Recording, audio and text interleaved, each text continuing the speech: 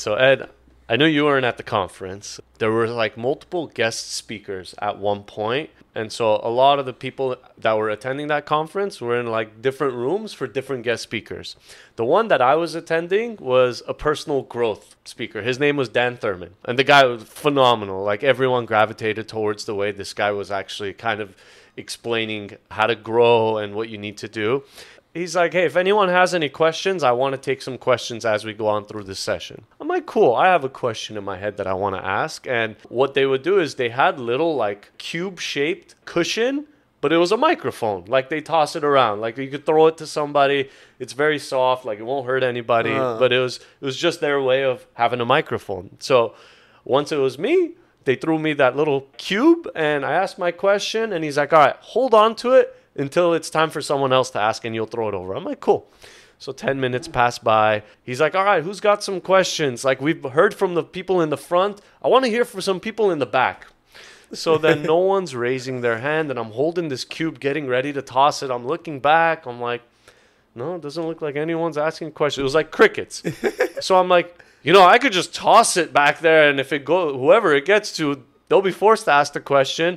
So Dan is like, just do it. So I'm like, cool. I chuck this thing over. It goes back maybe like 15 rows and it lands somewhere. And he's like, all right, cool. Take some time. Whoever got that, figure out a question. I'm going to come back to you in a couple minutes. It's all right. Great.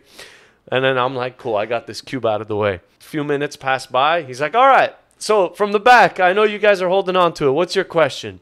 And I'm not looking back. I'm just facing forward, watching Dan.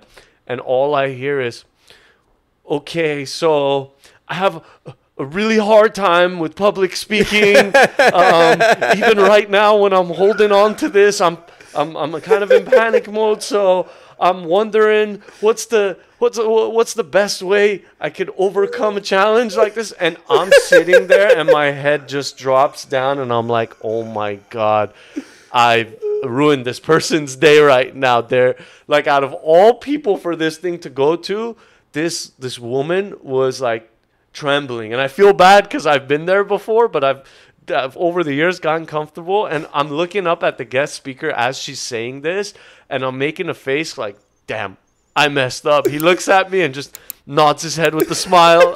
I'm like, oh my. And then as soon as she asks the question, he's like, everyone give it up for her. Yeah, she's Nice. stepping up. And I'm like, as I'm walking out that room at the very end, I'm like, this poor girl. In a way, I changed her life, so I'm happy about that. Yeah, that's what I was going to say. You kind of divine intervention there randomly landed on her lap, and she was forced to confront her fears. And who knows, maybe this is the beginning of a new chapter in her life. Exactly. The way I see it is you got to put yourself in an uncomfortable situation to one day become comfortable. So I'm happy that it ended up in her hands. But during the moment where she was asking, I was like, damn it, I messed up, dude. Whoever you are, if you're listening to this, I'm sorry.